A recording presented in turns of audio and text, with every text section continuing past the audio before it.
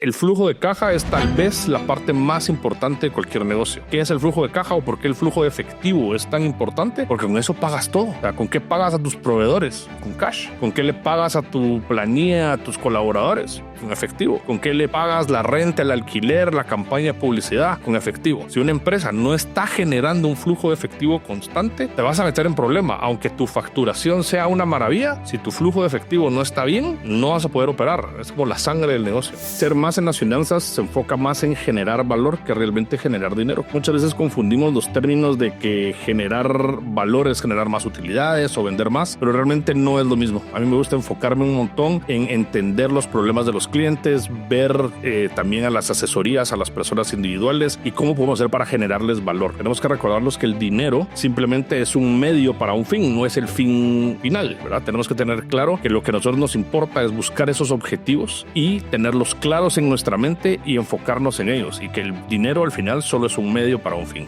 Cuando yo me endeudo para consumo, para salir a cenar, para ir al cine, para comprar ropa o hasta para irme de viaje, de vacaciones, eso nosotros no consideramos una buena deuda, porque al final de cuentas, claro, es una experiencia chilera, compartí con la familia o me siento bien en el momento de la compra, pero eso siempre nos deja deseando más y más y más, y al final la deuda no se va a repagar sola. Nosotros siempre recomendamos usar las bisacuotas, o sea, es positivo usar las bisacuotas, pero tenemos que tener en mente nuestra capacidad de pago, tener cuidado con el famoso gasto hormiga, ¿verdad? Empiecen a ahorrar, empiecen a invertir, no importa las cantidades, lo importante es crear ese hábito de que yo todos los meses empiezo, aunque sea 25 quetzales, el siguiente mes paso a 50, voy haciéndolo poco a poco, y entonces eso es un buen hábito financiero. Ahorrar e invertir es clave. ¿Qué es un mal hábito financiero? No llevar un presupuesto. La mayoría de las personas no saben o no tienen idea a dónde se fue el dinero, ¿verdad? Entonces les pasa lo de siempre, es decir, el dinero no alcanzó para el mes, ¿verdad? Tenemos que entender que nosotros tenemos que aprender a decirle el dinero a dónde debe irse y no que simplemente se vaya y nosotros después a fin de mes tratando de averiguar a dónde es que se me fue todo el pisto.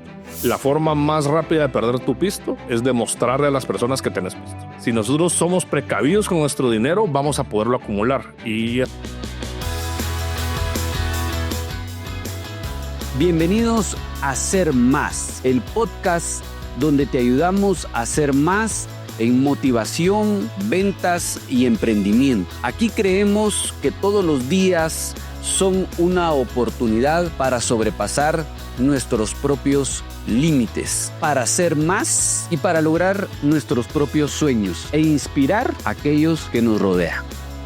Hoy tengo el gusto de tener a un experto en finanzas, consultor, speaker, da consultorías a empresas pequeñas, medianas, grandes y además cursos de asesoría financiera. También pertenece a juntas directivas y hoy para toda nuestra comunidad él va a compartir sus experiencias, conocimientos. Tengo el honor de presentar a Héctor Sacristán, quien nos va a poder compartir todas esas experiencias. Héctor, bienvenido al podcast Ser Más. Excelente, buenos días, muchas gracias. Es un gusto poder estar aquí con ustedes y poder compartir. Qué bien. Héctor, para comenzar, el ser más en las finanzas, ¿cómo crees a nivel personal que se llega a ese objetivo de ser más en finanzas? Excelente pregunta. Pues para mí, ser más en las finanzas se enfoca más en generar valor que realmente generar dinero. Muchas veces confundimos los términos de que generar valor es generar más utilidades o vender más, pero realmente no es lo mismo. A mí me gusta enfocarme un montón en entender los problemas de los clientes, ver también a las asesorías, a las personas individuales y cómo podemos hacer para generarles valor. Tenemos que recordarlos que el dinero simplemente es un medio para un fin, no es el fin final, ¿verdad? Tenemos que tener claro que lo que a nosotros nos importa es buscar esos objetivos y tenerlos claros en nuestra mente y enfocarnos en ellos, y que el dinero al final solo es un medio para un fin. Y en esa misma buena respuesta que estás dando, ¿cómo le podemos dar valor a ese recurso? Pero también un valor que no nos lleve a consecuencias de perder salud, perder familia, porque vamos buscando ese fin, pero a veces pasan consecuencias de otro tipo. ¿Cómo crees que deberíamos de ver ese valor? Pues a veces el dinero tiene unos problemas o tiene ciertas dificultades y es porque no solo es un bien, sino que también nos afecta psicológica y naturalmente nosotros queremos tener más, ¿verdad? Entonces no solo tiene efectos financieros, sino que también tiene efectos psicológicos sociales. Entonces tenemos que aprender a tomarnos unas pausas y poder entender que el dinero, como les decía al inicio, no es el fin en sí, sino que tenemos que entender y tener claro cuáles son nuestras metas, qué es lo que nosotros queremos lograr y cómo el dinero nos puede llegar a alcanzarlas. Es complejo separar un poco esas emociones del dinero, ¿verdad? Porque están altamente ligadas. A mí me ha servido muchísimo cuando tengo que hacer compras grandes, por ejemplo, tomarme una pausa y decir, no la voy a hacer impulsivamente ahora, me voy a tomar unas 24 horas, voy a irme a la casa, que se enfríe la cabeza, que se enfríen esas emociones y entonces ya tomar de vuelta esa decisión financiera. ¿Crees que es un buen tip de cuando nosotros queremos algo, no sé, una computadora, y muchas veces decimos, es que la necesito? ¿Crees que sí es importante analizar más, con más calma, ver pro, contra? ¿Qué tip puedes dar al adquirir esas compras relativamente que nos van a pegar a fin de mes en nuestro bolsillo? Claro, eso es sumamente importante y es una frase que tenemos que tal vez cambiar en nuestro propio lenguaje interno y es cambiar ese necesito por lo quiero. Hay cosas que necesito y hay cosas que simplemente quiero. Entonces lo importante aquí es poder separar entre qué necesito y qué es lo que quiero. Entonces, tomarte eso, como te mencionaba, me ha ayudado muchísimo. Es decir, si es una compra grande o significativa para mi presupuesto, que va a cambiar drásticamente lo que va a pasar en el mes, tomarte un tiempo para la decisión, no entrar en caliente y comprarla. Muchas veces, luego de hacer una compra de este tamaño, llegamos a la casa, regresamos y nos damos cuenta, híjole, ¿qué hice? ¿Verdad? Esto me va a pegar durísimo en el presupuesto, me va a meter en problemas. Entonces, tomarse el tiempo, analizarlo y realmente analizar si uno tiene la capacidad de pago. O sea, si realmente tengo ese dinero disponible para comprarlo. Ya.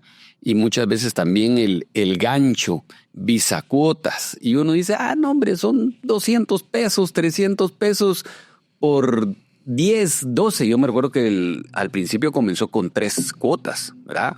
Ahora ya te lo fraccionan por 24 esas bisacuotas. ¿Hasta dónde recomendás el tiempo de endeudamiento en una tarjeta de crédito pensando en eso? Es decir, o me voy de viaje. 6 pagos o 12 pagos. ¿Hasta dónde crees que es saludable endeudarnos? Es una excelente pregunta, nos la hacen todo el tiempo. Lo que sucede con la deuda es que tenemos 2 tipos de deuda. Tenemos deuda buena y deuda mala. Nosotros le llamamos deuda buena toda aquella deuda que se dedica a comprar activos productivos. Es decir, si yo me voy a endeudar para comprar una máquina que produce o para arreglar un local comercial que va a producir o para comprar inventario que voy a vender más caro, esa es una buena deuda. Pues es una deuda que lo que estoy comprando me va a generar retornos por encima del costo de esa deuda. Entonces estoy bien. Cuando yo me endeudo para consumo, para salir a cenar, para ir al cine, para comprar ropa o hasta para irme de viaje, de vacaciones, esa nosotros no consideramos una buena deuda, porque al final de cuentas, claro, es una experiencia chilera, compartí con la familia o me siento bien en el momento de la compra, pero eso siempre nos deja deseando más y más y más. Y al final la deuda no se va a repagar sola, ¿verdad? Porque ahora no tengo un activo que yo pueda utilizar para repagar esa deuda. Entonces tenemos que tener cuidado cómo utilizamos la deuda. Ahora las bisacuotas pueden ser una herramienta increíble para adquirir algunos activos. Nosotros siempre recomendamos usar las bisacuotas, o sea, es positivo usar las bisacuotas, pero tenemos que tener en mente nuestra capacidad de pago y tener cuidado con el famoso gasto hormiga, ¿verdad? Como mencionabas, a veces dicen son solo 100 quetzales más al mes o solo 300 quetzales más al mes, y a uno le suena poquito, pero cuando vamos sumando de 100 en 100 o de 200 en 200, de repente cuando vemos la cuenta se volvió algo totalmente inmanejable que nos vino a destruir nuestro presupuesto, ¿verdad? Entonces tenemos que tener mucho cuidado que aunque sean montos pequeños, cuando los sumamos varios, pues obviamente se vuelve un montón de plata. Claro, yo creo que aquí lo que bien mencionás es yo puedo sacar ahorita algo en Visacuotas, qué chilero, pero eso me va haciendo querer más. Y después lo que yo había presupuestado en esta Visacuota de 6, que eran 300, ya después resulta que compro otra cosita con otras Visacuotas, ya se suma, ya son otros 300, y cuando yo siento lo que en mi mente era un número, pasó a ser 5 veces más ese número, y ahí es donde yo ya no puedo. Y el gancho de Visacuotas es, ok, yo te lo doy y te premio si sos responsable, pero si no, te vas feo. Prácticamente ya es casi que imposible salir de esas deudas. Sí, Héctor. totalmente. Las tasas de las tarjetas de crédito son tasas altísimas. Y yo siempre les hago la analogía a muchos de nuestros clientes, que es como que uno está en la playa tratando de tapar el hoyo con una palita de esas de playa y está el banco del otro lado con una retroexcavadora haciendo el hoyo, ¿verdad? O sea, ellos hacen el hoyo, cavan profundo con unas tazas bien grandes y uno lucha con su presupuesto y echando arenita poco a poco. Uno nunca va a salir de esa deuda. Nosotros siempre decimos que las tarjetas de crédito no son un método de financiamiento, sino que las tarjetas de crédito realmente son un método de pago. Entonces tenemos que tener cuidado cómo estamos usando esas tarjetas de crédito. Tienen muchos beneficios las tarjetas de crédito. Tampoco quiero ahuyentar a las personas de usar la tarjeta de crédito. Tienen muchos beneficios como seguros, tienen otro montón de beneficios, puntos, etcétera, etcétera. Pero tenemos que aprender a usarlas, ¿verdad? Que simplemente usémoslas como un método de pago. Es decir, todo lo que está pasando por la tarjeta, yo tengo que poder pagar. No simplemente es ahí veo a fin de mes qué pasa. Sí, y yo me recuerdo de una tarjeta que era pero extremadamente invasiva en puntos, beneficios, descuentos, vaya a esta gasolinera, le retribuimos lo que usted invirtió y todo, puchica, así un super plan. Pero vos te atrasabas un día, era imposible salir de esa tarjeta porque además de los intereses, gastos administrativos, gastos de mora, puchica, era algo que sí es imposible y que yo creo que ahí también el gancho, que a más beneficios, más compromisos de intereses. Entonces, creo que lo mejor, digamos, si uno no quiere cargar el cash, la tarjeta de débito, ¿verdad? Y esa debería de ser pues nuestro medio de pago. Y si en algún momento pues vamos a utilizar la tarjeta, que sea con suma responsabilidad. Y me parecía excelente ese ejemplo, esa analogía. Definitivamente el banco con esa excavadora ya me la visualizo, y uno queriendo salir con sus deudas con esa palita es proporcionalmente imposible, pero qué buena. Héctor, muchas veces decimos año nuevo, metas nuevas, y este año voy a salir de mis deudas. Y deudas de cualquier tipo, personales, de empresa, y son como nuestros objetivos. Héctor, ¿qué tips nos das para que no sea una meta más que siempre va dentro de la carta a Santa o a los Reyes, decir, este año sí salir de mis deudas? ¿Qué sugerencias nos das para toda esa comunidad que está endeudada, que tiene problemas financieros y que queremos salir de estas deudas? Pues es importante entender, y es una excelente pregunta, pasa todos los años, ¿verdad? O sea, todo el mundo pone en su lista de año nuevo bajar de peso, hacer más ejercicio, ser más saludable, salir de deudas, ahorrar más. Y el problema es con lo mismo que pasa con todas las metas. Cuando son muy amplias o no soy específico con ellas, estas me llevan a no ser cumplidas, ¿verdad? O sea, si yo digo reducir mis deudas, no me está diciendo cuánto tengo que cambiar mis hábitos, cuánto tengo que ahorrar, cuánto tengo que bajar, sino que simplemente es muy amplia la meta. Entonces tenemos que ser mucho más específicos en nuestras metas. Es decir, voy a bajar mis deudas para junio y voy a empezar a pegarles con 500 quetzales al mes. O voy a empezar a ahorrar 300 quetzales todos los meses. Tengo que ser mucho más específico en mis metas. Ese es uno de los temas más importantes. Y la otra es también muchas veces menospreciamos la importancia de los hábitos malos que nos llevaron a tener esas deudas o esa falta de ahorro. Entonces también tenemos que no solo crear el hábito nuevo de pagar la deuda y de ahorrar más, sino que también tenemos que atacar esos hábitos malos que nos llevaron a estar endeudados o a no poder ahorrar. Y aquí regresamos un poquito a lo mismo que hablábamos de la bisacuota, ¿verdad? Uno dice son 100 quetzales o 300 quetzales más al mes, pero son 100 quetzales o 300 quetzales más al mes que no puedes ahorrar o que no vas a poder abonar a la deuda que ya tenés, ¿verdad? Entonces hay que tener un poquito de cuidado y tener eso claro. A mí me gusta mucho una herramienta que uso y la sigo usando todos los días. Hay un libro que se llama Págate a ti primero o Pay Yourself First. Y muchas veces esta ecuación lo que hace es de que le damos vuelta a la ecuación.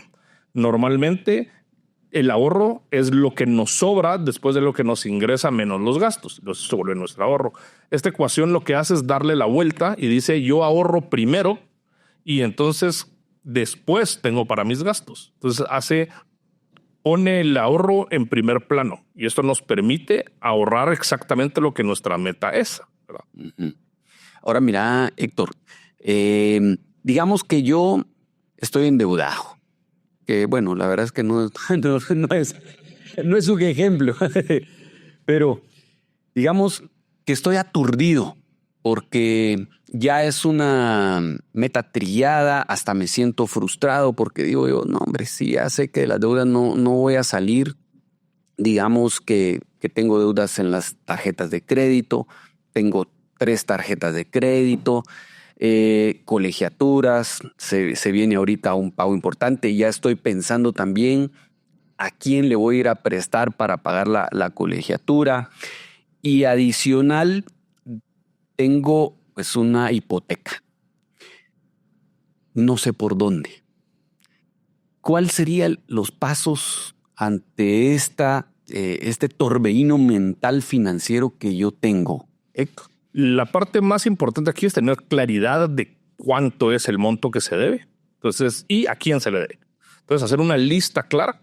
Siempre le digo a todas las personas que llegan con nosotros, los presupuestos de estas listas son para ustedes. A nadie le sirve que mientan en los montos o en las tasas o en las cantidades que deben. Al final de cuentas, toda la información que se está recopilando es para ustedes y para una solución propia. Entonces, al único que le están mintiendo es a ustedes mismos. Entonces, enfoquémonos en una lista completita de quién es el acreedor, cuánto le debo y a qué tasa me están cobrando y cuánto es la cuota que yo debo de pagar todos los meses para estar al tiempo. Entonces, con eso ya tenemos un total de cuánto debo, cuáles son las deudas más caras y cuántos son mis pagos mensuales. La forma más fácil de pagar las deudas es el método de la avalancha. Es decir, vamos a atacar las deudas que tienen la tasa de interés más alta primero. Entonces, vamos a siempre cubrir la cuota mínima. Eso es clave. Nunca dejen de pagar la cuota mínima en un crédito. Es decir, cuando son tarjetas de crédito, quiere decir páguenla al contado.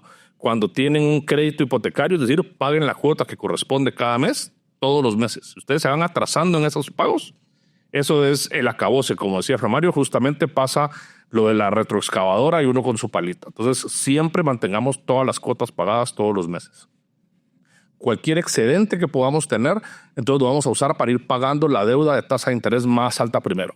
¿Por qué? Porque es la más cara. Entonces queremos atacarla lo más rápido posible, reducirla lo más rápido posible y luego cuando ya salimos de esa, vamos a usar todo el dinero que usábamos para pagar esa deuda y vamos a atacar a la siguiente. Por eso se llama un método de avalancha, porque yo empiezo a acumular todo el dinero desde arriba y voy atacando todas las deudas hacia abajo cada vez con más y más y más potencia, ¿verdad? Y entonces de esa manera podemos salir rápido. Pero algo muy importante es, tenemos también que parar de endeudarnos, ¿verdad? Porque de nada me sirve tener toda esta mágica y gran estrategia para tratar de reducir las deudas si yo sigo cavando mi misma tumba. Claro. Y mira, Héctor, y digamos, si ahí en ese listado yo digo, hijuela, debo mensualmente 6,000 pesos, pero yo gano 5,000. O sea, tengo ya un déficit mensual de 1,000 pesos. ¿Qué hago entonces? Ahí se pone muy complicado. Eso se pone muy complicado. Tenemos que buscar Todo el juego financiero yo lo resumo en 3 pasos básicos. Realmente tener libertad financiera se resume en 3 pasos. Primero es aumentar la brecha. ¿Qué es aumentar la brecha? Quiere decir, tengo que separar cuántos ingresos tengo y cuántos egresos tengo. Mientras más grande o más separado está eso, más grande es la brecha, mejor. Entonces ahí puedo atacar, depende que sea más fácil para mí, aumentar mis ingresos. Si yo estoy joven, por ejemplo, cuando yo empecé, pues obviamente era más fácil enfocarme en mi trabajo y aumentar mis ingresos que atacar mis gastos. A mí me recuerdo que mi papá me decía, es que tenés que bajar tus gastos. Y decía, pues que ya no puedo más. O sea, o dejo de comer o porque ya no hay dónde más bajar el gasto. Entonces ahí era mucho más fácil aumentar el ingreso. Entonces buscar cómo a través de educación o con mis propias habilidades personales emprender algo el fin de semana y generar ingresos extra. Entonces aumentar el ingreso y contener el gasto. Entonces eso aumenta la brecha. El siguiente paso, invertir la brecha. Es decir, la diferencia entre ingresos y egresos la tenemos que invertir. ¿Y en qué la vamos a invertir? En cualquier cosa que nos dé un retorno pasivo. ¿Qué quiere decir pasivo? Que me esté generando algo sin que yo tenga que estar detrás de eso. Lo que queremos buscar son activos que generan retornos pasivos. ¿Por qué? Porque el dinero es una maravilla. No se queja, no hace huelgas, no duerme, todo el tiempo trabaja. Entonces, si yo logro conseguir inversiones pasivas, yo puedo estar de vacaciones y el dinero sigue trabajando. Yo puedo estar durmiendo y el dinero sigue trabajando. Warren Buffett, uno de los inversionistas más famosos del mundo, dice que aquel que no emprenda a hacer a trabajar el dinero por él, va a trabajar por su dinero toda la vida o hasta que se muera. Entonces tengo que aprender a hacer que el dinero trabaje para mí. Entonces invierto la brecha. Ahí también puede ser reducción de deuda, porque al reducir mi deuda, al invertir esa brecha en reducción de deuda, también bajo mi gasto, ¿verdad? Porque se baja mi cuota, ¿verdad? Y la tercera, que es la más difícil de todas, repetir. Las finanzas personales no son algo de un día. No es que porque el primer día del año, el primer día del mes, me senté a hacer mi presupuesto y entonces, ya hice las finanzas y ahora me va a ir bien. No. Es como el ejercicio, como una buena dieta. Es algo que se practica todos los días, de mañana a noche. Son hábitos y habilidades que tengo que ir desarrollando todo el tiempo. Entonces, ¿qué pasa cuando tenemos un desfase entre mis ingresos y mis egresos?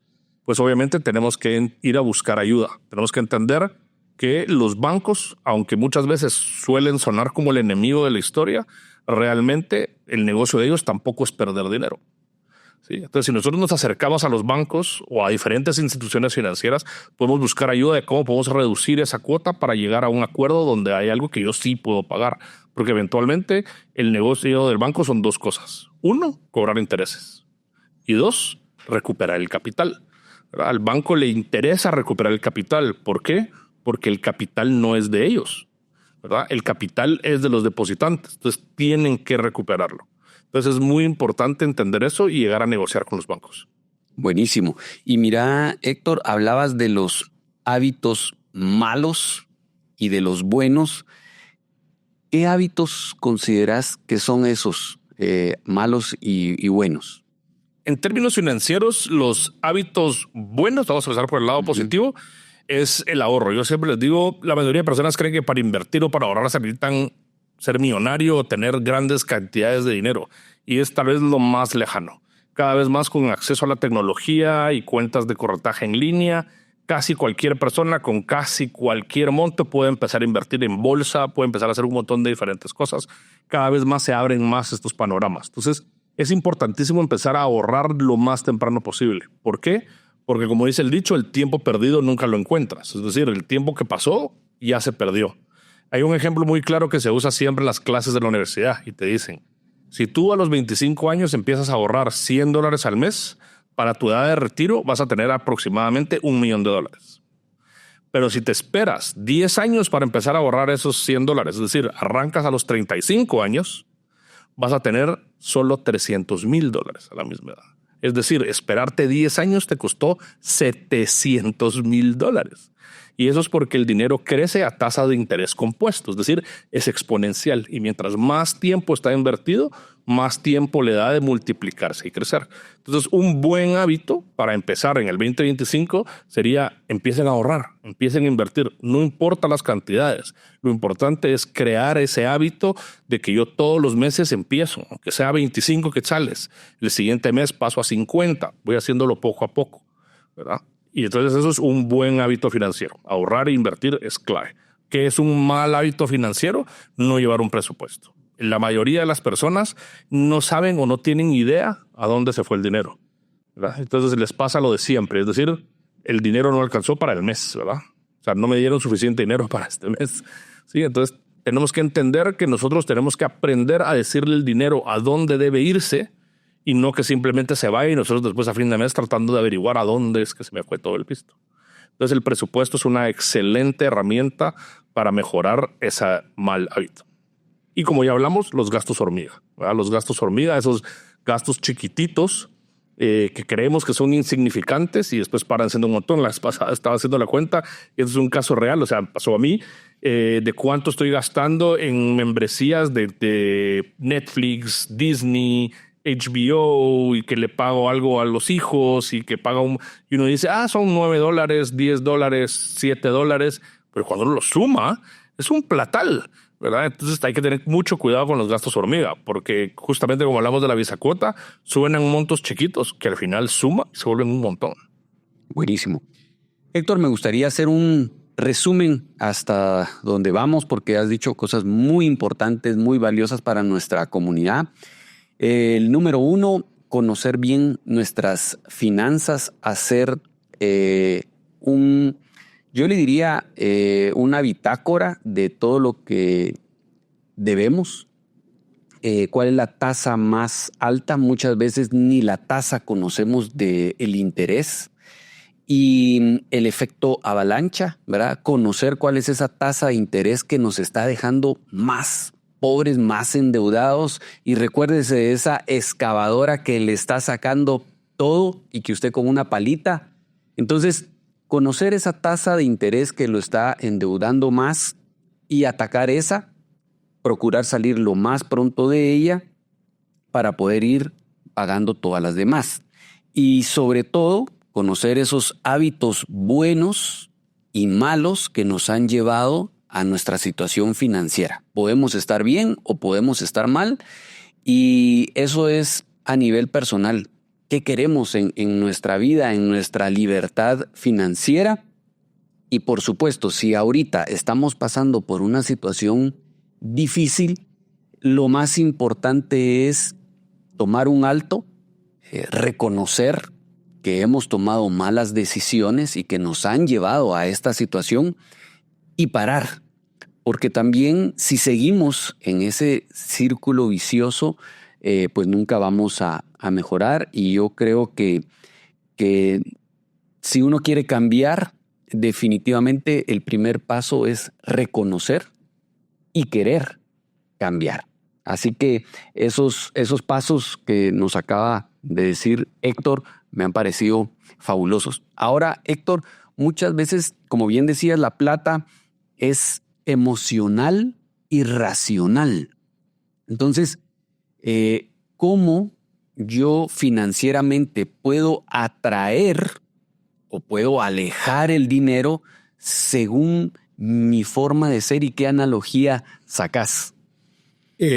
Es bien complejo, ¿verdad? Es un proceso bien complejo. Hay muchos libros que tratan de esto. Hay uno que me gusta mucho que se llama The Psychology of Money, ¿verdad? Es un libro muy bueno que habla justamente de la psicología del dinero y cómo todos usamos el dinero, pero nadie realmente lo entiende, ¿verdad? Entonces es importante tener esto claro y tener esto en mente.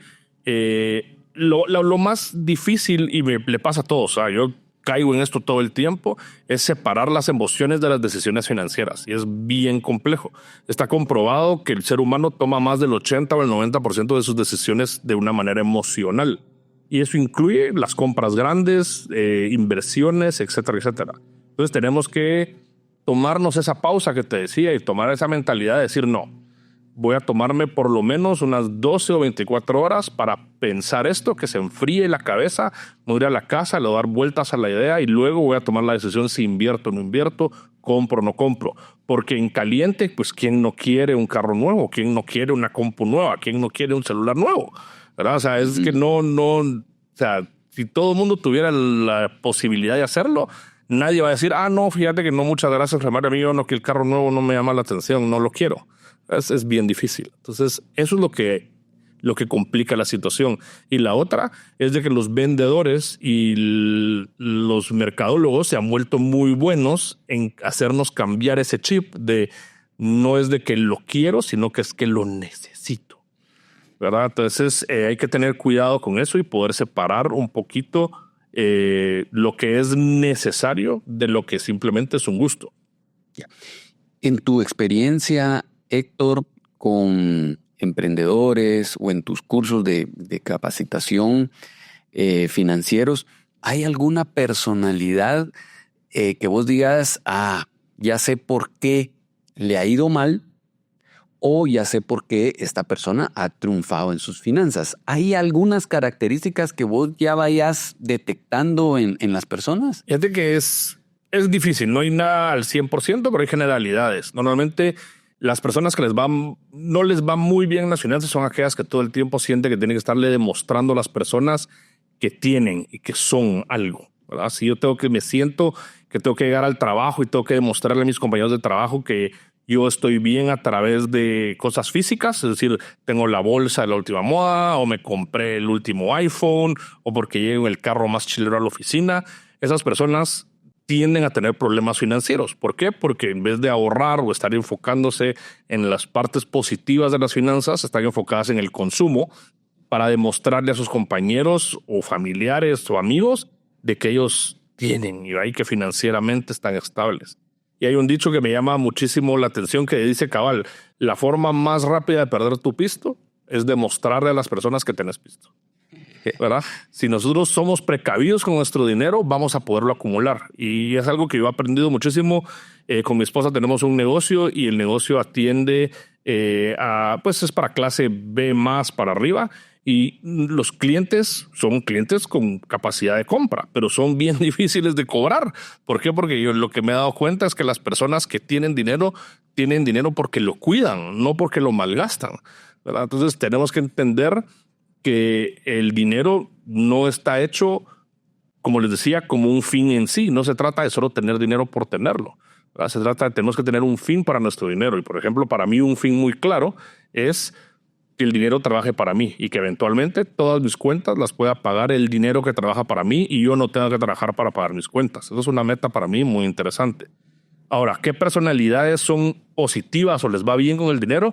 Aquellas personas que tienen un objetivo claro y que saben que el dinero solo es un medio para alcanzar ese objetivo.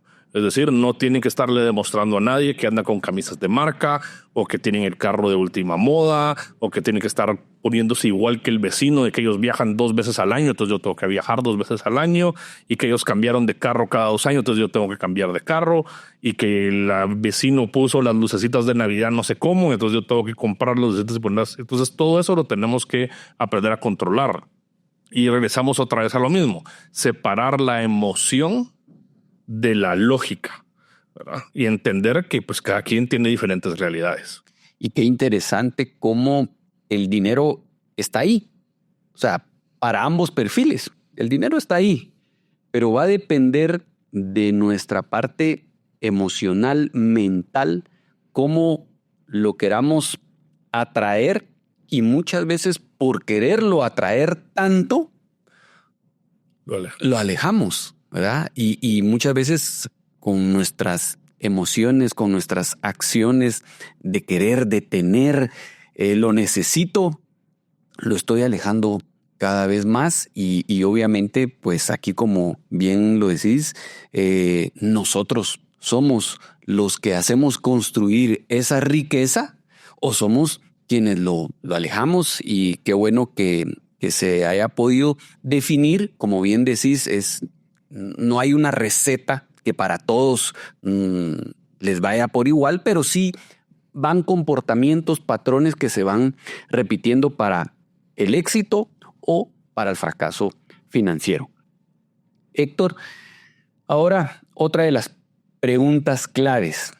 Quiero emprender. Yo siempre pues he soñado en tener una empresa y yo creo que muchas veces el tener una empresa lo asociamos más a la libertad financiera que propiamente a la realización personal. Y ahí yo creo que comienza el primer factor clave. Pero en tu experiencia, Héctor, ¿qué deberíamos de hacer para emprender? ¿Cuánta plata se necesita? Si yo estoy endeudado, ese es el momento, o mejor, si no estoy endeudado, ese es el momento. ¿Qué nos decís en tu experiencia cómo comenzar ese emprendimiento? Y me gustó mucho lo que estabas platicando, porque justamente uno de los errores que nosotros vemos principalmente en los emprendedores es cuando están emprendiendo porque quieren hacer dinero, ¿verdad? Ese tal vez es uno de los errores principales. Yo tengo que, como emprendedor, buscar un problema y buscar una solución a ese problema. Y que mi meta sea, voy a solucionar ese problema de la mejor manera para mis clientes. Y el dinero vendrá, ¿verdad? El dinero va a venir si yo estoy la mejor opción para mis clientes y realmente estoy solucionando un problema. Ahora, uno de los mitos más grandes que es para emprender necesito mucho dinero. Y realmente no es el caso. Hemos visto muchos ejemplos de emprendimientos que arrancan con muy poco capital. Obviamente se requiere capital, por supuesto. Algo tengo que poder estar invirtiendo en mi emprendimiento. No puedo no tener algo de capital. Pero realmente Guatemala ahorita está en un momento interesante porque nunca había visto más acceso al capital en Guatemala como lo hay ahora. Obviamente el capital no es barato. Ese es uno tal vez de los retos más grandes de Guatemala, que todavía tenemos que resolver, pero ahí hay algo para emprender. ¿Verdad? Si podemos resolver capital barato para emprendedores. Pero tenemos que saber cuál es la puerta adecuada que tenemos que ir a tocar para conseguir ese capital. Pero lo que tenemos que empezar, y aquí regreso también a otro libro interesante que se llama Lean Startup.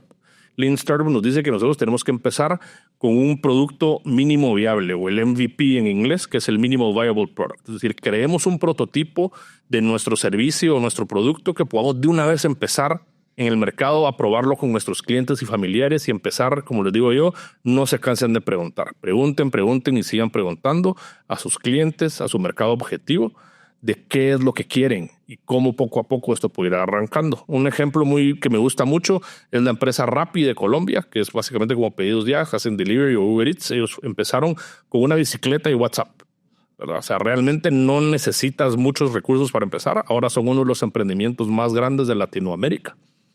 Entonces, realmente emprender no requiere de mucho capital. El crecimiento requiere de mucho capital. Cuando ya tenemos una estructura que queremos crecer, eso requiere capital.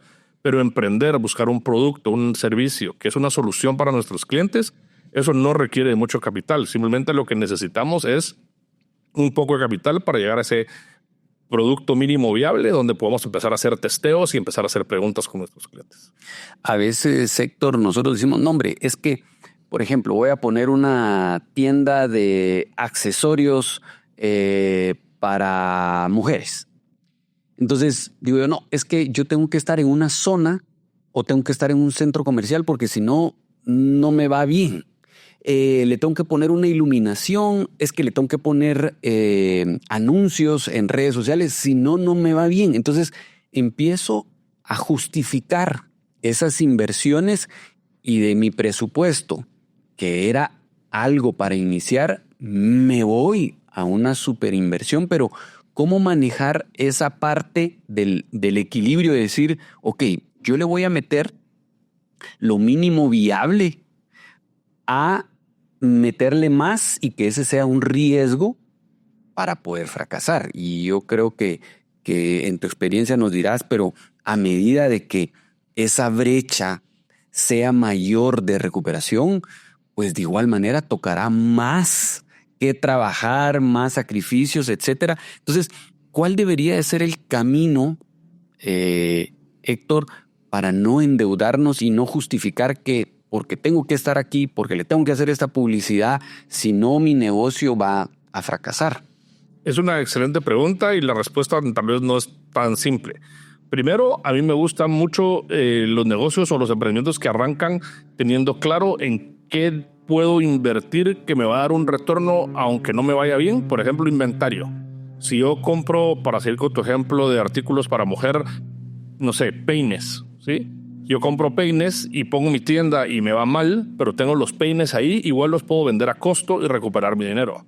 Si yo me gasté el dinero en una iluminación o en un banner lindo para la tienda y me va mal, ese dinero lo perdí. Entonces tenemos que entender que hay diferentes tipos de inversiones. No es lo mismo meter el dinero a inventarios que meterlos a pauta en redes sociales, ¿verdad? Porque la pauta en redes sociales, si no genera el efecto, perdí el dinero. Mientras que el inventario, el dinero más bien que mal, ahí está, ¿verdad? Está guardado en el inventario. Entonces tenemos que entender un poquito esa diferencia. Y siguiente, cada vez más tenemos acceso a formas más baratas de mercadear o colocar nuestro producto en el mercado. A través de marketplace, a través de redes sociales. Ya el centro comercial para ciertas líneas obviamente es importante, pero vemos muchos productos que empiezan a crecer primero en el mundo digital, que es mucho más económico, no necesito la tienda, no necesito los anaqueles, y luego ya cuando tengo algo digital que funciona, me traslado a lo físico, ¿verdad? Y ahí podemos, como les decía, el problema no es arrancar, el problema o se requiere capital es crecer, ¿verdad? Entonces esa diferencia la tenemos que tener clara. Ahora, ¿cuánto dinero le debo de meter a mi negocio? Pues obviamente regresamos al mismo caso que hablábamos anteriormente de cuál es mi capacidad de pago, ¿verdad? Yo tengo que estar entendiendo los riesgos que estoy tomando y entender de que el dinero que estoy metiéndole a mi negocio realmente puede ser que nunca lo vea de vuelta, ¿verdad? Sí. Y en mi experiencia, para mí, un negocio va cambiando su modalidad, ¿verdad? Y no porque hoy, digamos, fue un éxito y un boom y estoy pues haciendo plata, eso me va a dar la seguridad que en el tiempo este negocio va a seguir dándome esa cantidad. Entonces, yo sí creo que la buena recomendación de Héctor es comencemos con poco, metámonos a manejar de mejor forma el negocio, aprender de tal manera que cuando vaya evolucionando, yo ya sé cuáles son esos caminos. Pero lo que sí es cierto es que siempre los negocios están en constante cambio, la competencia. Entonces, nada es seguro de lo que hoy nos está funcionando y por lo tanto, todas nuestras inversiones y todo lo que hagamos, que sí sea muy analizado sin tener en peligro el riesgo del negocio futuro y la constante. Héctor, hablabas de las deudas buenas y malas. Y aquí también muchas veces nos emocionamos y decimos, el negocio va bien, yo había presupuestado de que el negocio me iba a dar 2,000 mensuales y resulta que me está dando 5,000 quetzales mensuales. Y mi capacidad resulta que me están pidiendo más y no me doy abasto. Entonces, busco esa deuda buena, voy a contratar más personal, voy a meter maquinaria y posiblemente ahí viene el fracaso de la empresa. ¿Cómo manejar esa deuda buena, esa deuda mala y experiencias que te ha tocado asesorar que por dar ese paso fracasó la empresa? Es una excelente pregunta y es complicado porque justamente como mencionabas anteriormente, los negocios cambian todo el tiempo. Entonces no necesariamente lo que te está llevando a ser exitoso hoy es lo que te va a mantener en el éxito o lo que te va a seguir manteniendo en la cima. Entonces eso es algo que tenemos que tener muy claro. Siguiente, importante entender de que toda inversión conlleva un riesgo. Y en finanzas hay una relación que se llama la relación riesgo-retorno. Es decir, a mayor riesgo, yo espero un mayor retorno. Pero si yo quiero tener mayores retornos, entonces tengo que estar dispuesto a tomar mayores riesgos. Entonces, ¿qué es lo que sucede con los emprendimientos? Cuando empezamos a crecer, todo negocio requiere capital para crecer. Y siempre digo yo, a una analogía que me gusta mucho es una analogía de la fogata. Si yo prendo una fogata, lo primero que necesito es leña. La leña son los activos de la empresa. Si yo le prendo fuego a la fogata y la dejo ahí, eventualmente esa leña se va consumiendo hasta que se apaga la fogata. Entonces, como mínimo, tengo que estar reemplazando la leña que se va consumiendo para mantener la fogata prendida. Pero nadie quiere mantener la fogata chiquitita. Todos queremos que esa fogata crezca. ¿Sí? Entonces, ¿qué tengo que hacer? No solo tengo que invertirle de vuelta al negocio para reemplazar la leña que se va quemando, sino que tengo que meterle más leña. Y entonces ahí es justamente lo que mencionabas. Es decir, si yo quiero crecer, tengo que industrializarme. Ya no puedo seguir haciendo el proceso artesanal, sino que ahora tengo que meter una máquina y tengo que contratar al operario de esa máquina y tengo que comprar entonces más materia prima para poder alimentar a la máquina para que pueda tener más producto final, y todo eso requiere capital. Entonces, ¿qué es típico? El capital de trabajo. Entonces, ¿qué es lo que nosotros tenemos que tener aquí? Tenemos que entender de que al principio ese mismo crecimiento te va a poner presión financiera. Es decir, te va a hacer que la empresa tenga un crunch o un apretón financiero porque le estás agregando más costos, más gastos, una nueva estructura financiera. Entonces, si te venía dejando 5,000 quetzales y ahora le metes todo esto, probablemente en el corto plazo te va a volver a bajar. O sea, ya no vas a recibir los 5,000 quetzales. Probablemente te vas a ir a menos de 5,000 o hasta negativo por algunos meses, en lo que toda tu inversión empieza a dar frutos. Entonces, muchas veces los emprendimientos no entienden esto y el empresario quiere seguirle sacando los 5,000 cuando le acabo de montar toda esta nueva estructura encima, que es una gran presión financiera para el negocio. Claro, y yo creo que aquí, para mí, dos cosas importantes. Cuando yo, digamos, tengo estos 5,000 que me está dando el negocio, mi presupuesto, entonces cambia a estos 5,000. Claro. Cuando yo ya le meto más personal, más inversión, obviamente mis compromisos de endeudamiento crecen. Y si en algún momento, que suele pasar porque así son los negocios, no salen bien los números, pues me tocará que agarrar de estos 5,000 y meterle 1,000 o 2,000 y entonces ya solo manejar esos 3,000 porque estoy en una etapa de inversión del buen ejemplo que decía, meterle más fuego, más leña, que en un futuro vamos a ver esa hoguera crecer, pero mientras tanto ahorita toca que invertirle. Pero entonces yo agarro de ese presupuesto personal y ahí es donde empiezo de a poco a endeudarme porque no bajo mi nivel, sino que quiero seguir manejando ese presupuesto de 5,000 y tener a mi familia en colegios, etc.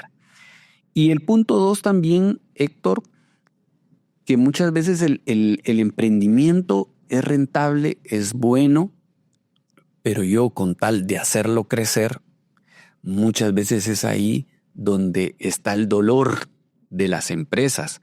Porque a veces uno dice, puchica, le metí 100,000 pesos más al negocio y al final me siguen quedando los mismos 5,000. Lo único que crecí sí fue en mano de obra, en infraestructura, etc. Pero ahora me mato más para ganar lo mismo o la diferencia no es tanto. Pero realmente así son los negocios, Héctor. Tu experiencia.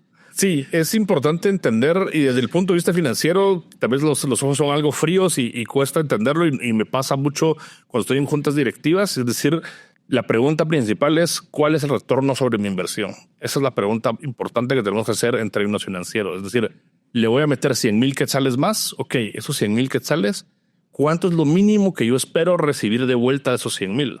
Y entonces evaluar inmediatamente si el negocio tiene la capacidad de darme ese retorno que yo estoy esperando sobre ese capital. Y si no, inmediatamente decir, miren, no, mejor me quedo como estoy porque no me hace sentido meterle 100,000 más para recibir menos de lo que yo quiero recibir de esos 100 o lo que podría recibir en la calle por esos 100. ¿Verdad?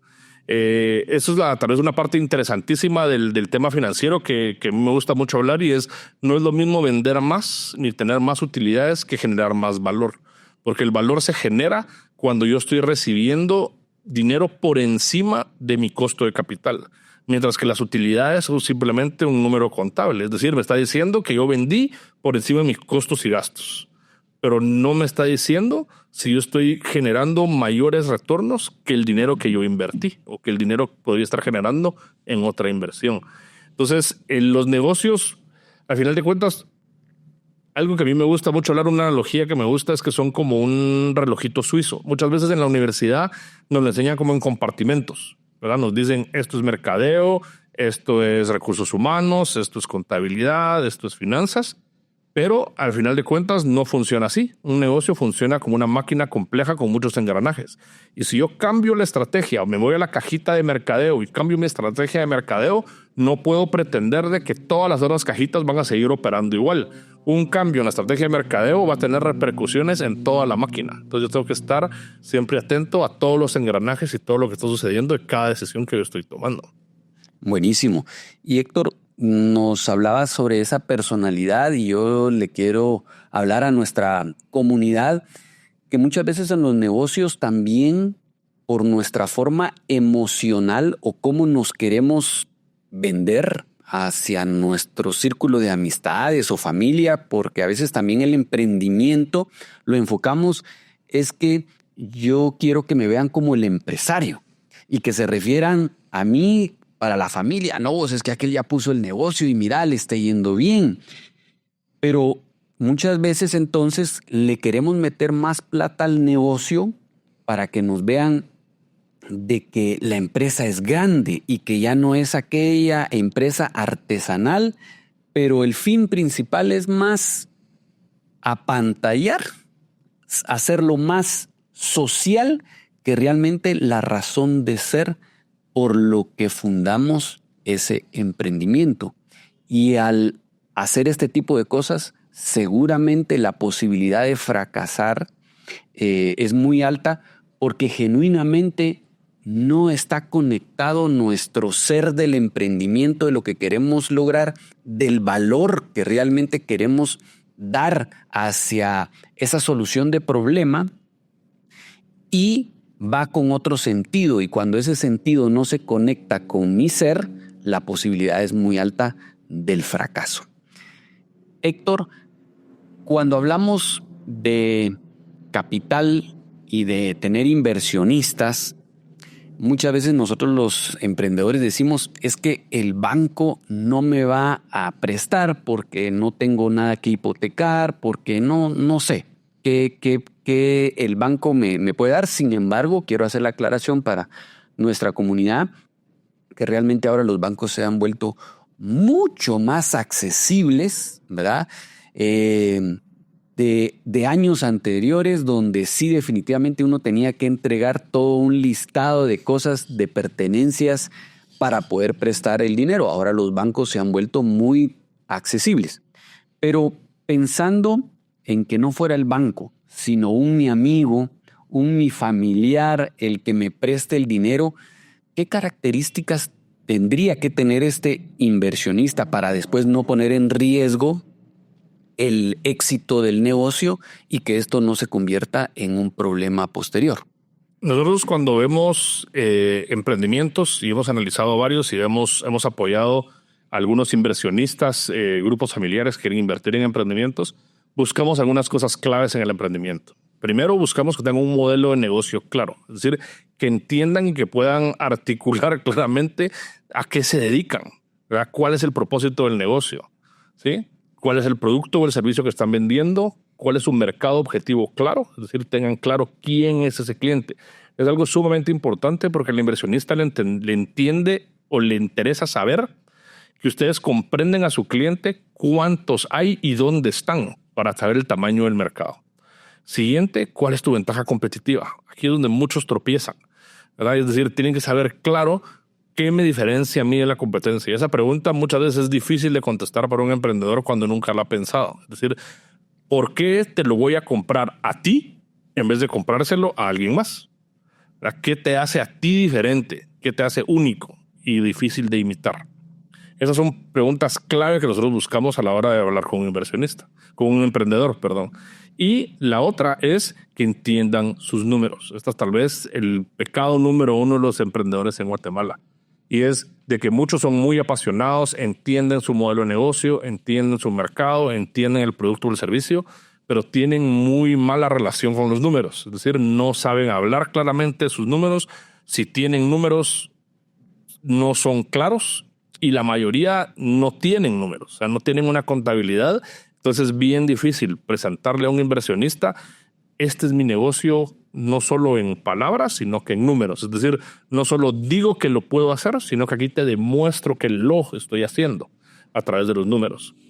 Entonces es importante que se formen en términos financieros importantes, como márgenes, rotaciones, capital necesario, que es un activo, ¿verdad? ¿Qué son esas cosas y para qué se van a usar los fondos? Entonces es muy importante que el emprendedor tenga esto para poder levantar capital con diferentes inversionistas. Ahora, como mencionaba, se tenía la pregunta de cómo puedo mitigar ese riesgo para mis inversionistas. El inversionista tiene que tener claro que si está invirtiendo en un emprendimiento es de alto riesgo, ¿verdad? En esta vida no hay nada garantizado y mientras más joven sea el negocio, mayores riesgos tiene. Por eso es de que invertir en una empresa como Coca-Cola tiene retornos bajos porque es una empresa altamente establecida. Todo el mundo sabe a qué se dedica Coca-Cola. Entonces el riesgo es bajo, pero el retorno es bajo. Ahora, ¿por qué los inversionistas iniciales de Tesla, por ejemplo, ganaron tanto dinero? Porque obviamente era un negocio totalmente nuevo, revolucionario, muy alto riesgo. O sea, la probabilidad de fracaso era muy alta. Pero cuando ellos fueron exitosos, pues el retorno, al tomar mucho riesgo, fue muy alto. Entonces esa relación no se elimina de los términos financieros. Siempre tenemos que tener en mente la relación riesgo-retorno. Entonces, ¿qué es importante que un emprendedor haga? Si recibe capital especialmente de un familiar o de un amigo, separar las finanzas personales de las finanzas del negocio. ¿Sí? ¿Por qué? Porque pasa exactamente como mencionabas anteriormente. Es decir, si yo empiezo a usar el dinero de la empresa como mi dinero, voy a pararme gastando el dinero de mis amigos y de mis familiares en pagar el súper y pagar la renta, cuando ellos no me dieron el dinero para eso. Ellos me dieron el dinero para tal vez comprar inventarios o pagar la renta del local comercial en el nuevo centro comercial donde voy a tener más éxito, más visibilidad. Entonces eso es algo muy importante. Héctor, a mí me pasa que cuando yo comienzo con una idea, me voy más por la parte emocional de decir, no, hombre, es que yo veo que mi negocio va a llegar la gente y entonces va a pedir y después van a regresar y se lo van a recomendar, la recompra, y entonces me veo más en ese lado y pues soy mercadólogo, me veo más toda esa parte estratégica y dejo la parte financiera, ¿verdad? Y yo creo que también ahí son como dos polos opuestos, ¿verdad? Porque mi personalidad, digamos, es más de ventas, de mercadeo, el negocio en sí. Pero hablar de números son cosas diferentes. Pero ¿cómo puedo hacer yo? Porque definitivamente los negocios son números y son fríos y ahí es donde está la sangre del negocio. Y a medida que yo lo entienda mejor, me va a ir mejor. La parte estratégica, la parte emocional, diferencial del negocio, por supuesto también va a ayudar y son complementos. Pero la parte financiera, ¿cómo yo puedo hacer para entenderla mejor? ¿Qué tips? No sé si hay plantillas en Excel o algo adicional que yo tenga que meterme. Y precisamente también como nos da la sugerencia de decir, bueno, hagamos un listado de las deudas que yo tengo y lo mismo, digamos, en ese listado del emprendimiento que yo voy a hacer, ¿qué pasos hacer? Porque también ahí, como te digo, son dos personalidades diferentes. Si vos mirás a un vendedor, tiene una personalidad, es el que pone el alma de la fiesta y todo es entrón, campechano. Pero pones a un financiero. El financiero es otra personalidad. Entonces, ¿cómo hacer que el emprendedor tenga esos dos pilares en su emprendimiento? Porque los dos son claves para el éxito. Aquí, y es una excelente pregunta, yo justamente hago una charla de eso que se llama Emprender es un juego de números. ¿Verdad? Y hablamos de la importancia de los números en el emprendimiento. Y hay un otro libro aquí que súper recomiendo, que es de Ashwath Damodaran, se llama. Él es el rector de la Universidad de Nueva York en el área de finanzas. El libro se llama Narrative and Numbers, o Narrativa y los Números. Y él lo que dice es de que el ser humano, y exactamente como decís, ha trasladado toda la información históricamente desde que tenemos noción de la historia a través de la narrativa. Es decir, somos muy buenos y nos captiva la narrativa. Es decir, ¿quién no le gusta una buena película? ¿Quién no le gusta una buena historia? ¿A quién no le gusta un buen libro?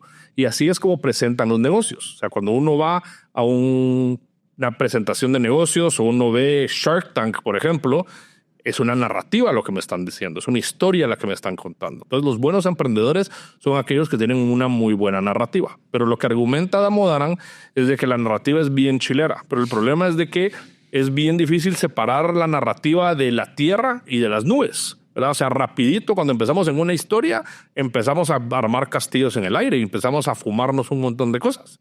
Y entonces ahí es donde entran los números. Los números lo que hacen es agarrar esa narrativa y aterrizarla y decir, ok, no solo es lo que yo digo que puedo hacer, sino que los números me demuestran si lo puedo o no lo puedo hacer. Entonces, el empresario o los emprendedores exitosos son aquellos que logran mezclar una buena narrativa, porque es clave, como mencionaba, o sea, ningún emprendedor la ha logrado sin una buena narrativa, sino solo pensar en los primeros nombres que se te vienen a la mente y te imaginas a personas muy capaces en un escenario con una pantallota atrás hablando bien chilero de su negocio. ¿Sí? Entonces, son buenos, tienen que tener una muy buena narrativa. Pero lo primero que empiezan a hablar de esa narrativa, después de contarme la historia bonita, me empiezan a presentar números. ¿Qué tamaño es el mercado? ¿Cómo voy vendiendo? ¿Cuáles son mis márgenes? ¿Cuáles son mis utilidades? ¿Cómo estoy invirtiendo mi dinero? Entonces, eso es importantísimo y el libro lo toca muy bonito. Es una forma muy chilera de aprenderlo. Ahora, ¿cómo los emprendedores pueden, si soy más del lado vendedor y mercadólogo y lo que me gusta es estar en la calle, pero quiero aprender los números? Hay dos cosas que les puedo recomendar. Uno, no pichicateen en contratar a su contador, ¿verdad? Muchas veces contratan un contador simplemente porque la ley lo exige y tienen el sistema o el programa que yo le llamo espantasat. Es decir, lo mínimo necesario para que la SAT no me friegue. Pero no recibo estados financieros, no sé cómo está mi empresa en términos financieros. Entonces, aunque vos no seas financiero, si un inversionista viene a invertir a tu empresa, va a querer ver esos números. Entonces, tienes que tenerlos disponibles. Cuando quieras tomar decisiones más adelante basados en números, no los vas a tener. Entonces, desde el inicio, acércate a un contador bueno y que te presente buenas cosas. Segundo, el que quiere aprender ahora, todo lo tiene al alcance o literalmente en la bolsa o en la punta de los dedos. Con ChatGPT, YouTube y Google, esas son no solo universidades, sino que maestrías o doctorados en lo que quieras tú aprender. Todo es de tener la frase principal y es yo quiero. Yo quiero aprender de esto, saber hacer las preguntas adecuadas y buscar los recursos adecuados. Si no tienes esa pasión por hacerlo, se vuelve bien difícil. Pero como tú mencionas, y lo mencionaba yo anteriormente también, no puedo pretender montar un negocio y ser solo vendedor o solo mercadólogo. Yo tengo que saber un poquito de todo. Y a mí me pasó al inverso que te pasó a vos. Yo soy financiero y de números.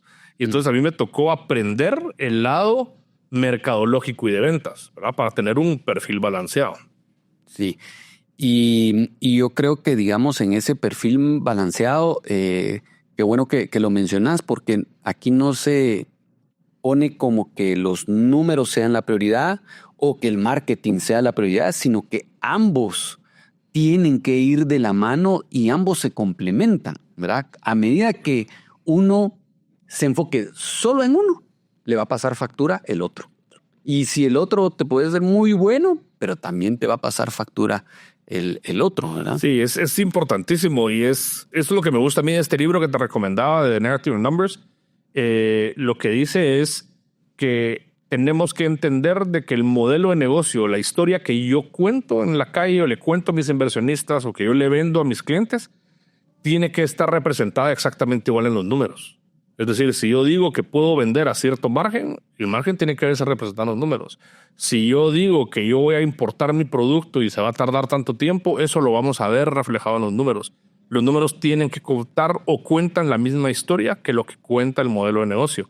A mí muchas veces me pasa en la consultoría porque yo normalmente pido primero los números y después me siento con los emprendedores a platicar. Y cuando vemos los números, te das cuenta, te cuentan una historia. O sea, los números te dicen dónde están pasando penas, dónde están bien las cosas, qué están haciendo, si el negocio es de importación, es de exportación, cómo están sufriendo y vas entendiendo un poquito más del negocio solo con ver los números. Héctor, y en ese ejemplo que pones de los números, algo que vos digas, reprobado este emprendimiento o esta empresa solo con conocer algo que ya con tu experiencia te diga y que sirva para los emprendedores, decir, esto lo tengo que cuidar. La clave para cualquier negocio o la correlación más cercana con la generación de valor es el flujo de caja. Muchas veces del lado mercadológico de ventas nos enfocamos en facturación o tal vez en utilidad bruta, algunos, pero muchos nos enfocamos en cuánto vendes. Y lo que yo siempre les digo es que la inteligencia financiera no se trata de cuánto ganas, se trata de con cuánto te quedas. ¿Sí? Entonces, el flujo de caja es tal vez la parte más importante de cualquier negocio. ¿Qué es el flujo de caja o por qué el flujo de efectivo es tan importante? Porque con eso pagas todo. O sea, ¿con qué pagas a tus proveedores? Con cash. ¿Con qué le pagas a tu planilla, a tus colaboradores? Con efectivo. ¿Con qué le pagas la renta, el alquiler, la campaña de publicidad? Con efectivo. Si una empresa no está generando un flujo de efectivo constante, te vas a meter en problema. Aunque tu facturación sea una maravilla, si tu flujo de efectivo no está bien, no vas a poder operar. Es como la sangre del negocio. Claro, y entre más tengamos nosotros esa plata, más exitoso va a ser el negocio y más inversiones, porque también llega un momento donde tenemos el capital de nuestros proveedores, siendo responsable con nuestros proveedores, con los tiempos pactados de crédito, pero solo con eso yo puedo montar otra área, otra maquinaria con la misma plata de mis proveedores, y eso también es parte estratégica del negocio. Correcto. En Estados Unidos, que tienen data de todo, te dicen que más o menos entre el 80 o el 90% de los emprendimientos fracasan por un problema de flujo de efectivo. Ahora, de ese 80 y 90%, casi el 80% fracasan por no manejar 3 cuentas principales. Tienen que aprender a manejar los inventarios, las cuentas por cobrar y las cuentas por pagar. Ese es el dolor de la mayoría de los negocios en su flujo de caja. Porque pasa muchas veces que uno dice, estoy vendiendo bien, o el contador típico nos pasa con los clientes. Miran, dice el contador, dice que tengo utilidades. Pero cuando llega fin de mes, nunca hay pisto para pagar nada. ¿Por qué? ¿Verdad? Y es porque las utilidades y el flujo de caja no tienen nada que ver. Son totalmente cosas distintas. Uno simplemente me está diciendo que estoy vendiendo por encima de mis costos y gastos, y el flujo de efectivo es realmente el dinero que tengo disponible para cubrir mis obligaciones en ese momento. Buenísimo. Y Héctor, ya para ir terminando, nuevamente para nuestra comunidad, este año sí es el que yo quiero libertad financiera. ¿Qué pasos podemos seguir para que este año sí mejoremos? Es ideal salir y poder tener una libertad financiera, pero creo que va a depender de cada uno en qué situación estamos. Algunos sí vamos a poder salir de todas, pero algunos podemos comenzar, pero que en el tiempo nos lleve.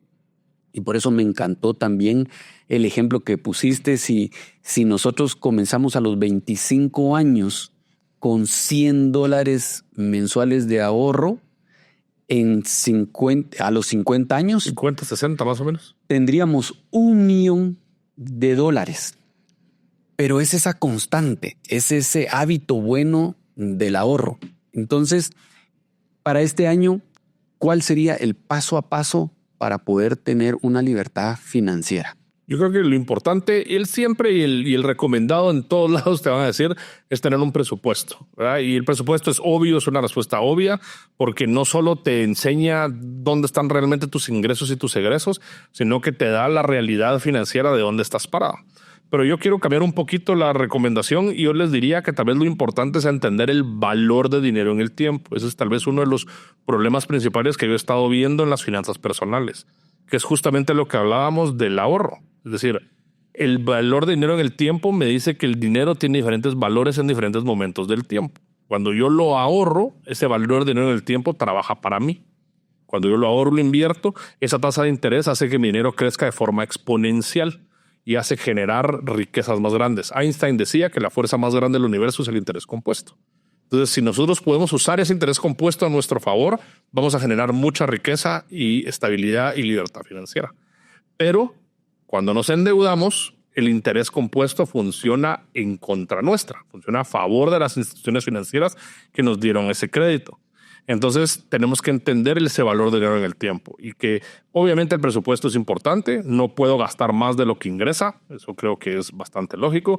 Tengo que tener una mentalidad clara de ser honesto conmigo mismo y decir esto es lo que realmente ingresa, esto es lo que realmente sale.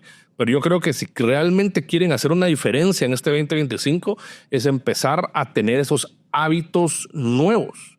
Esos hábitos buenos de ahorro y de inversión, aunque sea, como les decía, empiecen con 25 quetzales al mes, con lo que sea y vayan generando ese hábito poco a poco. Eso es lo que les quiero dejar de recomendación para las finanzas personales. Ahora, para las finanzas empresariales es ese enfoque en el flujo de caja. Es decir, importantísimo tener claro nuestros números, pero enfocarnos en nuestro flujo de efectivo. Esa tal vez es la clave principal para este 2025. Si nosotros nos enfocamos en la generación de flujo de caja y no solo en vender más, vamos a ver que nuestro negocio realmente va a empezar a generar valor y que realmente vamos a tener esa libertad financiera también para nuestro negocio y que ese capital lo vamos a poder reinvertir en el negocio, hacerlo seguir creciendo. Pero es importante enfocarse en el flujo de efectivo. Héctor, mencionabas de las herramientas de lo que hoy es querer. Si yo quiero, ahora todo está la accesibilidad para poder tener las herramientas a nuestro alcance. Y mencionabas ChatGPT, Google, Yahoo. Pero para poner un ejemplo, digamos,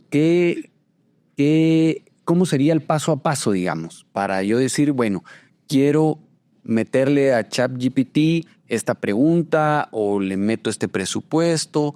Ponernos un ejemplo de... Claro, les puedo dar aquí 2 ejemplos chileros. Ajá. Primero, este mismo profesor que les mencionaba, Ashwath Damodaran, que es el rector de la Universidad de Nueva York de finanzas, él tiene todos sus cursos de forma totalmente gratuita en YouTube. O sea, si ustedes lo buscan a él da todos sus cursos que da en la Universidad de Nueva York.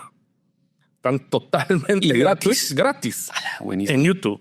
Solo es de buscarlo. Se llama Ashwath Damodaran. Te puedo dejar ahí después los datos para que lo puedan poner en el... Sí, seguro, lo vamos a poner. Para poner el link.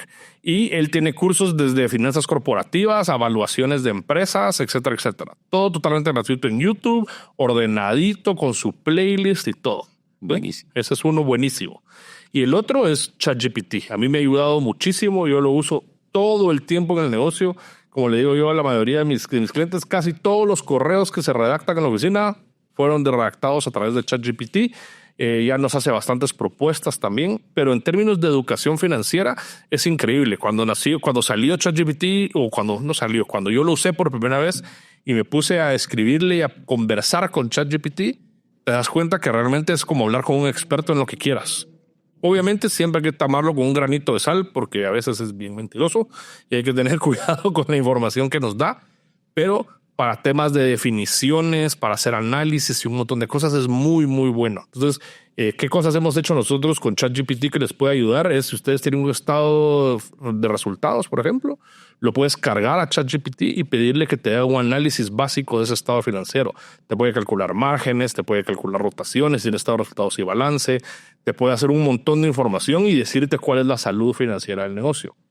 Hay que tener cuidado, como les menciono, con los números porque a veces no es muy bueno matemáticamente, sí comete errores, pero por lo menos nos puede dar un norte hacia dónde vamos. Nos puede ayudar también a evaluar proyectos. Es decir, si yo tengo una inversión que me están ofreciendo, es decir, voy a meter 100,000 quetzales a mi negocio, yo espero que me retorne 10,000 quetzales durante los siguientes 5 años, ¿vale o no vale la pena?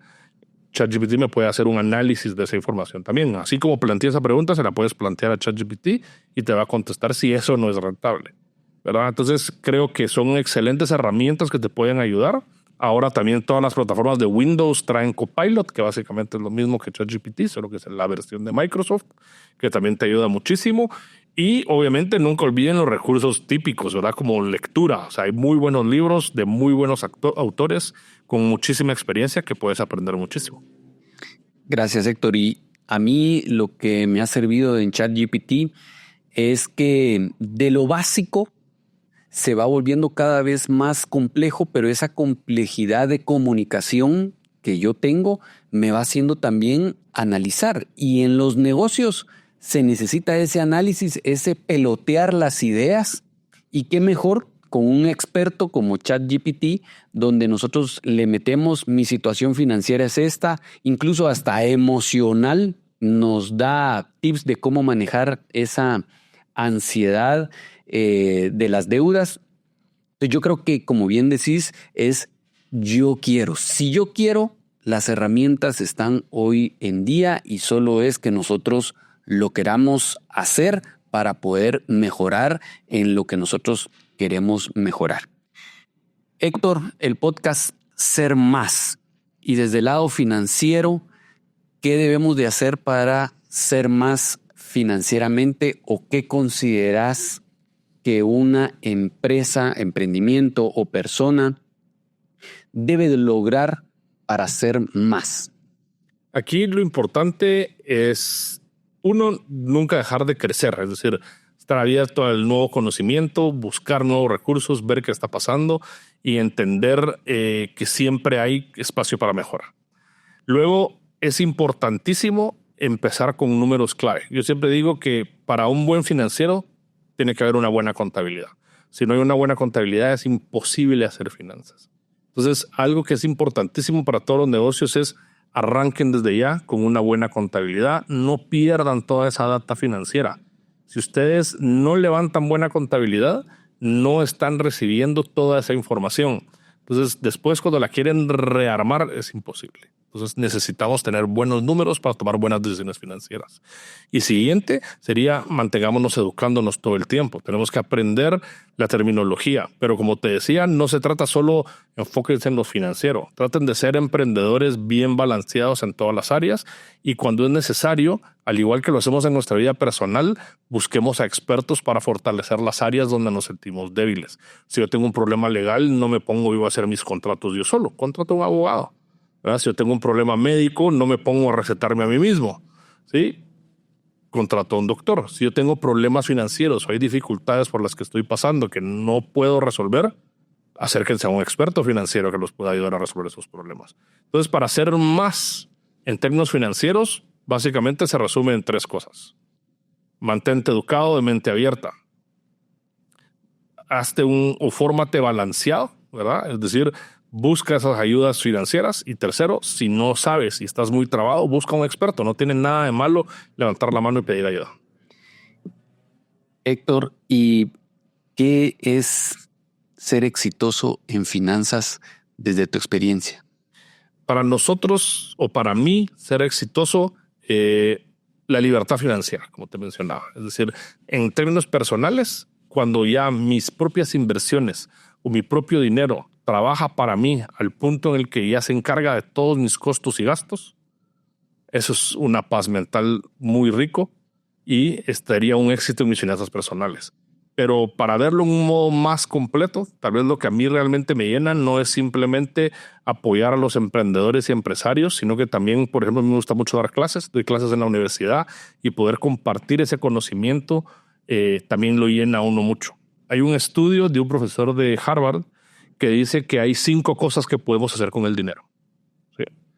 Podemos comprar cosas, comprar experiencias, comprar tiempo, ahorrarlo o regalarlo. Si ahora la pregunta es ¿cómo compro tiempo? Pues fácil, contrato a alguien para hacer algo que yo no quiero hacer y ese tiempo lo gané yo, ¿verdad? Invertirlo creo que es bastante claro, donarlo o regalarlo, bastante claro. Comprar experiencias y comprar cosas. De esas 5 cosas que mencioné, solo 4 nos traen felicidad y el problema es que tendemos a enfocarnos en la única que no agrega felicidad y es comprar cosas. Comprar cosas nos da una felicidad instantánea en el momento, pero al día siguiente queremos la siguiente nueva cosa. Queremos el siguiente nuevo carro, el siguiente nuevo teléfono. Y yo me recuerdo y hablábamos con mi esposa de qué hacemos. ¿Compramos el nuevo mueble o nos vamos de viaje? Y uno dice, es que el mueble es para siempre y el viaje solo es por un momento. Pero cuando uno realmente ha vivido, uno se da cuenta que es totalmente el opuesto. El mueble pues lo compro y me da esa satisfacción el día que lo compré, tal vez una semana, qué lindo se ve. Pero ese viaje que hiciste con la familia te llena por el resto de tu vida, siempre y cuando ese viaje lo hayas pagado sin deudas, ¿verdad? Entonces, enfocarnos de esas 5 cosas, si nos enfocamos en todas, menos en solo gastar por gastar, tal vez eso sería hacer más de forma financiera. Buenísimo, qué mejor forma de cerrar, Héctor. Y decinos, Héctor, ¿dónde te pueden localizar? ¿Dónde pueden saber más de tu persona, de tu empresa? Excelente, gracias. Estamos como Axia Consultores en redes sociales. Estamos en Facebook, en Instagram, axiaconsultores.com, también en nuestra página web, y ahí tenemos también recursos digitales como blogs de todo tipo de temas financieros con información para empresas y para finanzas personales. Así que ahí nos pueden encontrar. Las asesorías que haces, empresas medianas. Hacemos asesoría para todo tipo de empresas. Hemos trabajado desde emprendimientos hasta con empresas grandes, enfocados más en empresa mediana. Pero sí tenemos alcance para atender a cualquier tamaño de empresa. Hacemos consultoría financiera en diferentes áreas y también educación financiera. Podemos dar educación financiera para juntas directivas, para emprendedores o para empresarios que quieran saber un poco más de finanzas. Excelente. Pues gracias, Héctor, por tu tiempo. Estoy seguro que para nuestra comunidad y en lo personal he aprendido mucho. Fue muy valioso este tiempo. Un gusto y gracias por aportar tus conocimientos y experiencias a la comunidad de Ser Más. Excelente, Jorge Mario. Muchísimas gracias por tenernos aquí. Es un gusto poderlos acompañar y espero poder estar aquí nuevamente. Seguro que sí. Gracias.